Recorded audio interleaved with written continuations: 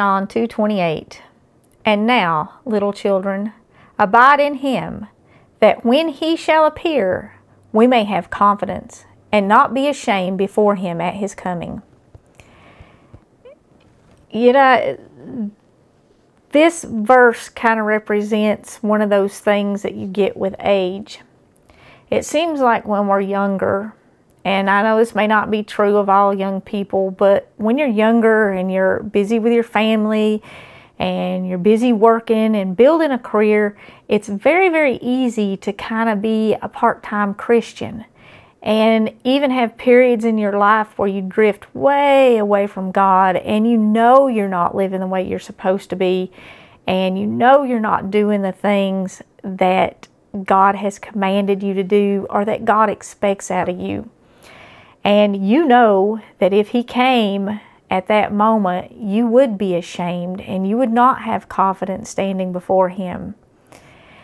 And this verse is a warning to all of us, and it is one of those things that we realize as we get older, because as we get older, it's easier to face the end of our life on earth.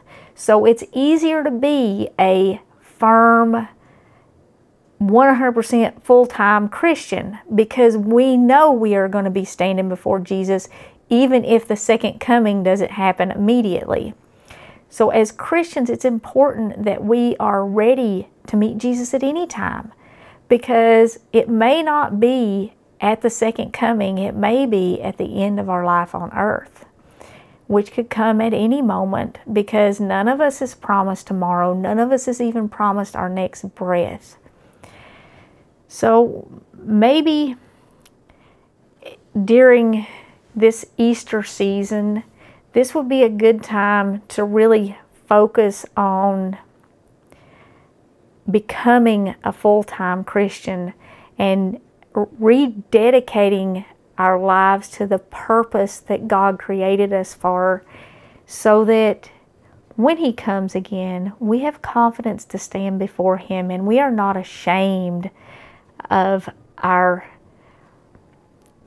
behavior, our activities, our hobbies. I mean, some of the stuff that we do, the way we handle our finances, all of that should be dedicated to God and dedicated to his purpose.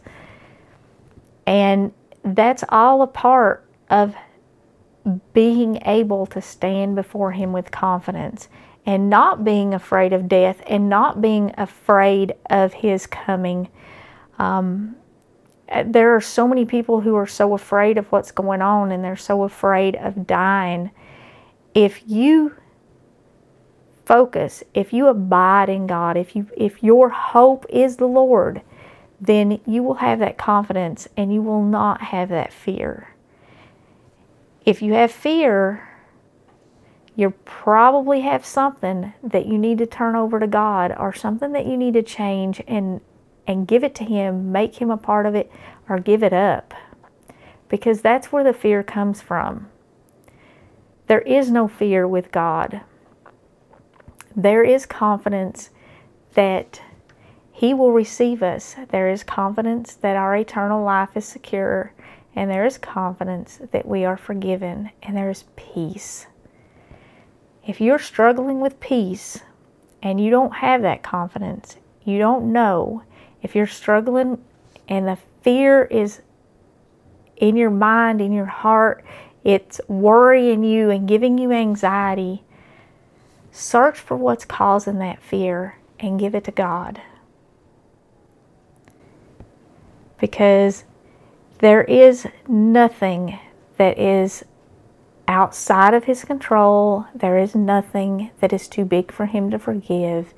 And there is nothing that is too big for him to help you with. As Christians, our greatest blessing is that we have that confidence, that we have that peace, and that we have that hope. So if you don't have it, find it, pray about it, give it to him. It's just that simple. And this is just a little thought. If you haven't already, please don't forget to click like and subscribe before you leave. And until next time, remember to put God first.